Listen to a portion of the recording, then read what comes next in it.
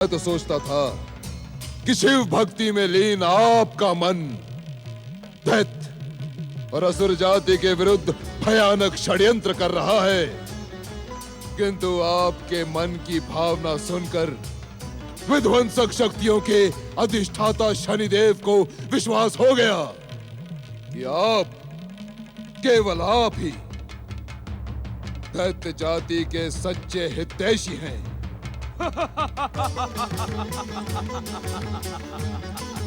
और मेरे विषय में आपके क्या विचार हैं शनिदेव? स्वार्थ की साधना कर अवसर पर घात लगाने वाले राहु के विषय में मेरे विचार बार बार नहीं बदलते।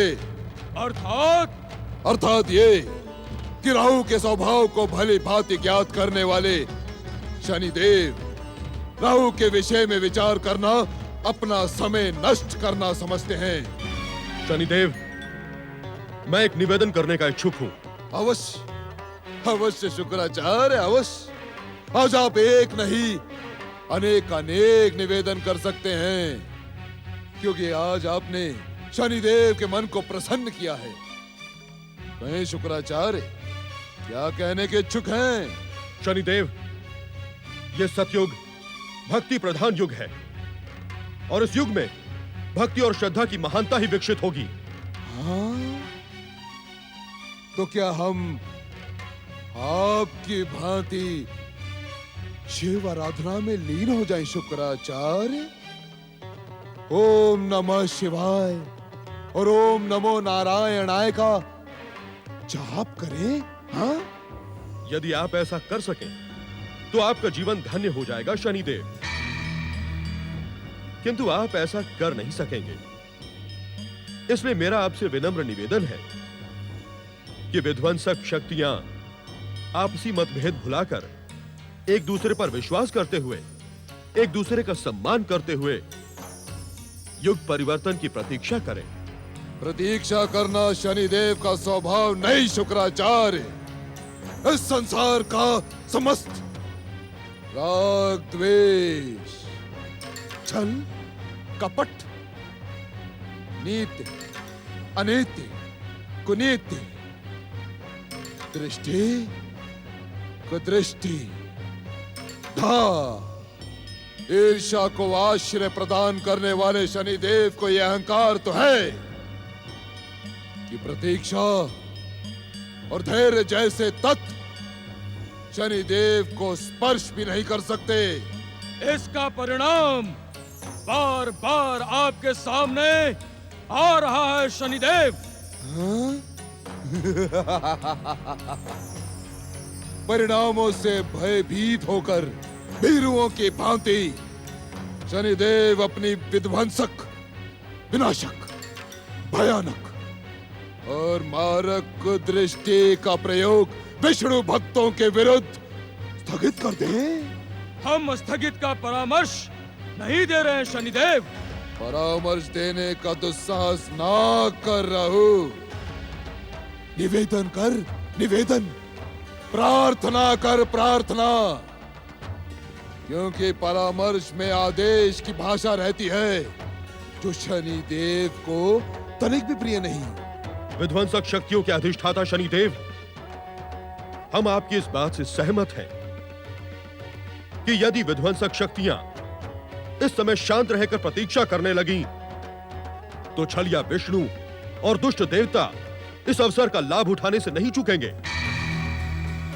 हमें अपनी संगठित विध्वंसक शक्ति से विष्णु भक्तों को पराजित करना है।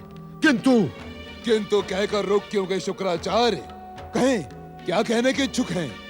शनिदेव, हमारे मन में एक दुविधा उत्पन्न हुई है। दुविधा? कैसी दुविधा शुक्राचार्य? शनिदेव, हमारे आराध्य भगवान शिव ने हमें स्वयं कहा कि युग परिवर्तन होने तक प्रतीक्षा करें, और एक शिव भक्त होने के कारण मेरे मन में यह दुविधा जन्मी है कि मैं शिव आज्ञा का पालन करूं अथवा विध्वंसक शक्तियों के संगठन को सक्रिय सहयोग प्रदान करूं। अपनी इस दुविधा का शमन आपको स्वयं करना होगा शुक्राचार्य, स्वयं। शनिदेव और विध्वंसक शक्तियां आपके सक्रिय सहयोग से अवश्य प्रसन्न हो सकती है, किंतु सहयोग ना मिलने पर इनके प्रहार और अभियान की शक्ति पर तनिक भी प्रभाव नहीं पड़ेगा शुक्राचार्य।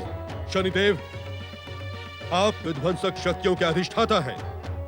मैं आपकी विध्वंसक शक्तियों से भाली भांति परिचित हूं, किंतु आवश्यकता और विध्वंसक शक्तियों के संगठन के सदस्य होने के कारण मेरी आत्मा मुझे धिक्कार रही है और पुकार पुकार कर कह रही है कि भृगु पुत्र शुक्राचार्य, अपने निर्धारित कर्तव्य का पालन कर।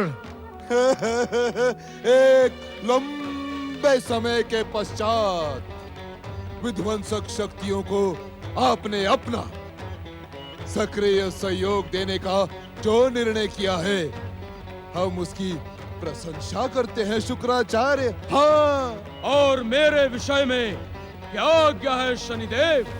दैत्य गुरु शुक्राचार्य के निर्णय के पश्चात दैत्य सेनापति राहु के कर्तव्य स्वयं ही निश्चित हो गए हैं। हम तीनों ने मिलकर विरोधी शक्तियों, दुष्ट देवताओं और छलिया विष्णु को अपनी शक्ति का आभास करवाना है।